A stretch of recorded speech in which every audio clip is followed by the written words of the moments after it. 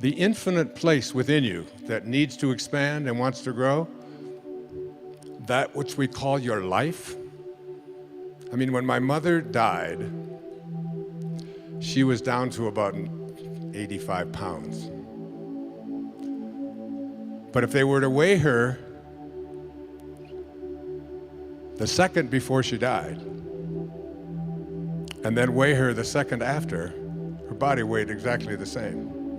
And yet, she was no longer alive. So her life, that what we call her life, is weightless. It's formless. It has no beginning, it has no end. You can't weigh it. How can you weigh that which has no form? So your life, the thing that we call your life,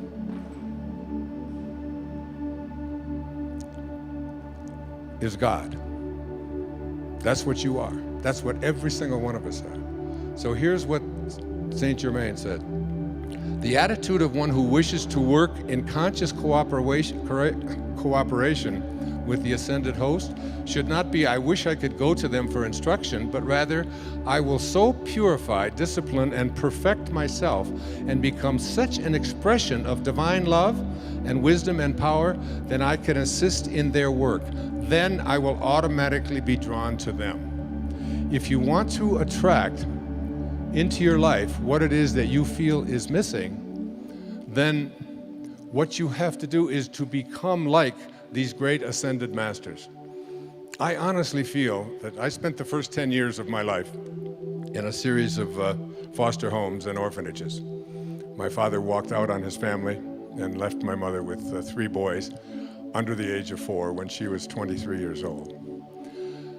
And so I had a great blessing in those earliest years of my life to be able to go within and discover something that I came here to teach, which is self-reliance. To learn how to rely upon ourselves. And I honestly feel that I'm right now writing on a book. It was very hard for me to leave Maui and get on that plane and fly to Sacramento and take a car up here and all of that. Not because I don't think it's beautiful here and that, but I'm where I belong anyway, so I stopped fighting all of that stuff anyway. But it was because I'm in the midst of writing. And I'm writing a book called I Can See Clearly Now. And it's sort of like a memoir, except that it's a look at all of the, what seemed like just isolated events that showed up in my life, which led me to the next step, which led me to the next, which have arrived here in 2012 at the age of 72. And as I write this, and I've written almost 50,000 words in the last 6 weeks, it's almost like an obsession, because it isn't me writing. It is me as writing. It is something that is, Lao Tzu said, none of you are doing anything. He said, you're all just being done.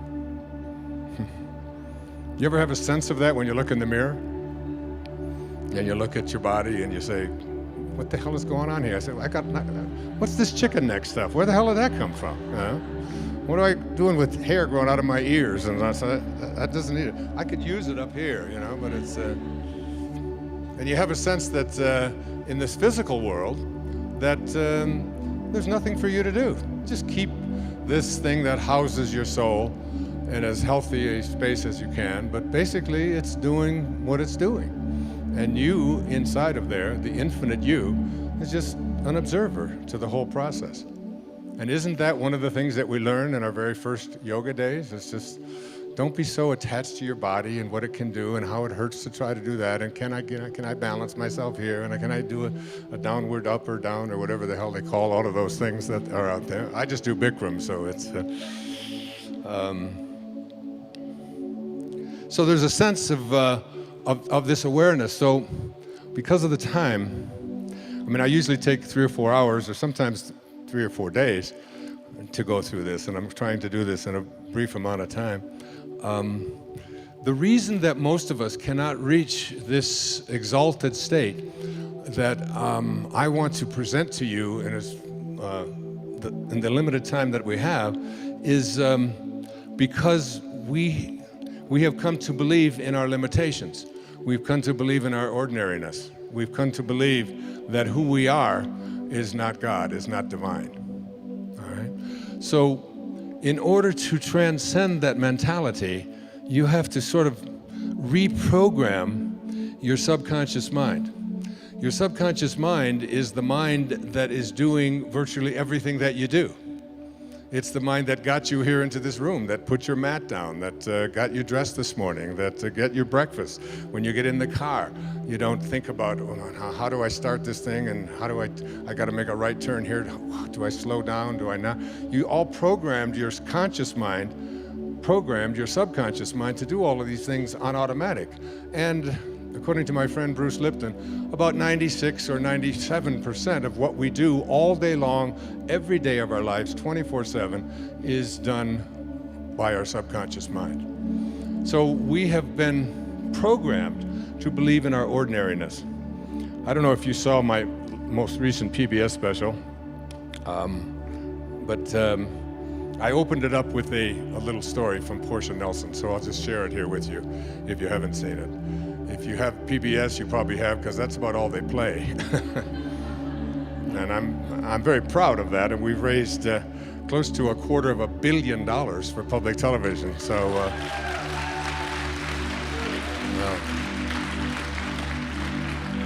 since 1999, it's been amazing. So this was something that Portia Nelson, who I knew, who passed away a few years back, 10 years back now. She lived up in Seattle. And she was at a seminar, and they were asked to write the autobiography of their life in five verses, 5 chapters. So, and they gave them only like cards this size. Actually, they were smaller than this. They were 3 by 5 cards. So write out chapter 1 of your life and just go to where you are today.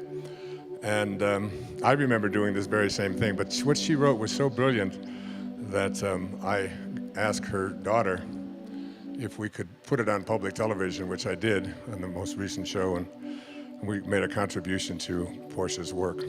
So this is what she wrote down in the chapter 5 of her life. Chapter 1, she said, I walk down the street. There's a deep hole in the sidewalk. I fall in. I'm lost. I'm helpless. It isn't my fault, and it takes forever to find a way out. Chapter 2 of my life. I walk down the same street. There's a deep hole in the sidewalk. I pretend I don't see it. I fall in again. I can't believe I'm in the same place. It isn't my fault. It still takes a long time for me to get out. Chapter 3 of my life. I walk down the same street. There's a deep hole in the sidewalk. I see it there. I still fall in. It's a habit. But my eyes are open. I know where I am, and it is my own fault, and I get out immediately. Chapter 4 of my life. I walk down the same street. There's a deep hole in the sidewalk. I walk around it. Chapter 5 of my life. Finally, I walk down another street. Isn't that great?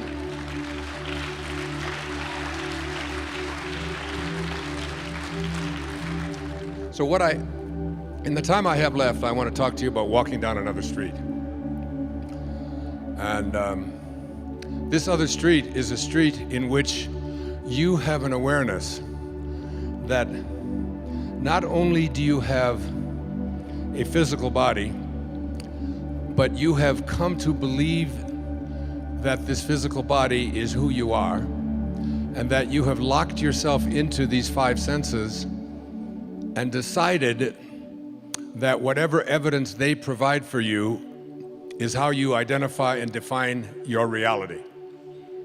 By what I see, by what I hear, by what I smell, by what my life looks like, by how much money I have, by the stuff that I possess. And this is the world of the ego, and this is the world of the false self. according to my teacher, Nisargadatta Maharaj in India, who passed away in 1986. The false self is the ego. The ego is the part of us that has come to believe that who I am is defined by these 6 things. Who I am is what I have. And so we spend a big hunk of our life attempting to get as much stuff as we possibly can. The Tao teaches something very different. Let go of everything you have. When I moved to Maui in 2005 full-time, I gave up everything that I owned. Everything. 20,000 books, all of my photographs, records of every description, furniture, all the things in the house, all my clothing, shoes. It was all donated to people who lived on underneath a bypass in Florida. And let go of all of it. So the ego teaches us you are what you have. The Tao teaches us let go of everything that you have. Do less and accomplish more. One of Lao Tzu's most famous observations was, I do nothing and leave nothing undone. My son has taken to becoming a spiritual Taoist. Every time I tell him to do something, he says, I do nothing. And I leave nothing undone. But there's much wisdom in that. I could go on into that. The second thing that the ego teaches us is that who I am is not only what I have, but who I am is what I do, what I accomplish. And so we spend a big hunk of our lives believing that the way that we become, quote, successful, happy, fulfilled, self-actualized, whatever it might be, is on the basis of what I accomplish, what my resume looks like, how many promotions I get. And so we send our children off to school and we ask them to learn to identify themselves on how much they get and what they accomplish. Your grades become more important than what it is that you are studying. What you own, what clothes you wear, what labels you have, and so on. And we become obsessed with this kind of absurdity. And this is the false self at work. The third thing that the ego teaches us is that I am what other people think of me. I am my reputation. So becoming obsessed with our reviews, what people think of us, other people's opinions, getting the approval of others. We talk about peer group approval needs and so on. I have 8 children that aren't concerned about those things. They were never raised with that kind of a mentality. The whole idea of trying to please other people was something that they consistently heard from their mother and myself, that this isn't important to us. We're not attached to that. And this kind of an attachment. So the Tao teaches us that what you think of me is none of my business. What the ego teaches us is that what you think of me is the most important thing that I have, and so I'll do whatever it is that I need to do in order to get you to agree with me, to like me, to approve of me, and so on. The fourth thing that the ego teaches us, this false self, is that who I am is separate from everyone else.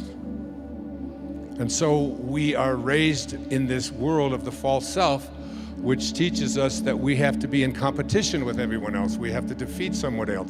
Being number one is the most important thing, and you see people doing this all the time at football games and and you'll see it when the Olympics come up, that the gold medal is more important than anything else. And you'll see people weeping and sobbing over this idea that I have to be better than somebody else in order to be fulfilled in my life. The fifth thing that the ego teaches us is that I am separate not only from everybody else, but that I am separate from what's missing in my life. The Tao teaches us that there is no place that God is not. If there is no place that God is not, then God must be in you. And if there is no place that God is not, then God must also be in all that I perceive to be missing from my life. And therefore, in order to become a manifester and to attract into my life what I want, I simply have to realign myself. I have to rejoin. I have to yoga myself to God. And the most egregious error of the ego is a belief system that says that who I am is separate from God, that God is something outside of me. We have not been raised to understand and believe that at our basic core, what Lao Tzu called our original nature, what we are is love. And all we have to do is be that and live that. There was a great Indian poet. His name was Rabindranath Tagore. And he received the Nobel Prize for Literature in 1913 for a collection of poetry called the Gitanjali.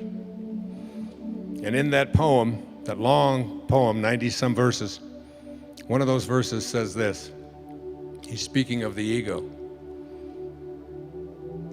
He said, I went out alone on my way to my tryst. But who is this me in the dark? I step aside to avoid his presence, but I escape him not. He makes the dust rise from the earth with his swagger. He adds his loud voice to every word I utter. He is my own little self, my Lord. He knows no shame, but I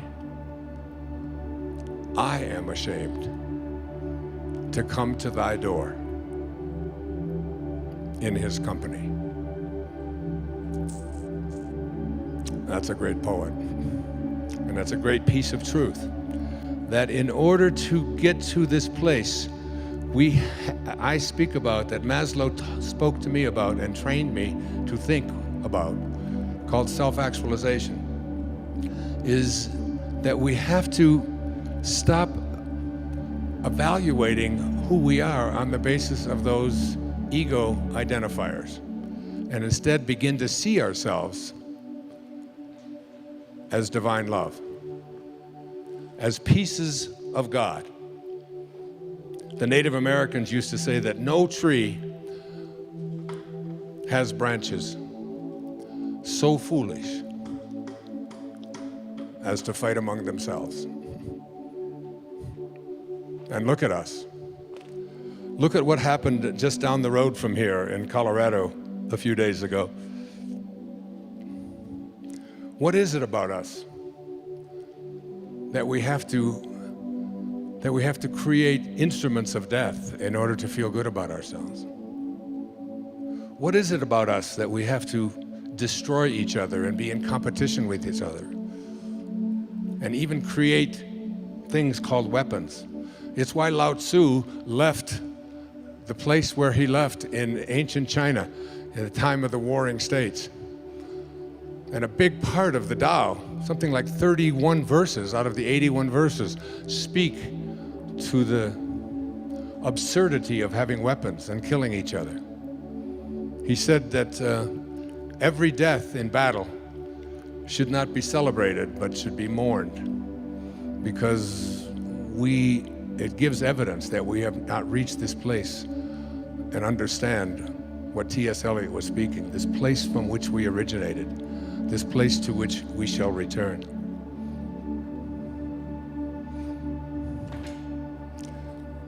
From A Course in Miracles, I jotted this down the other day. The memory of God comes to the quiet mind. It cannot come where there is conflict. A mind at war with itself remembers not eternal gentleness. What you remember is a part of you, for you must be as God created you. Let all this madness be undone, for you and return in peace to the remembrance of God, still shining in your quiet mind. Coming to know God, it's not about discovering something that resides outside of you.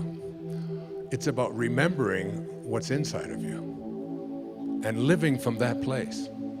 I don't believe that God is interested in us loving God.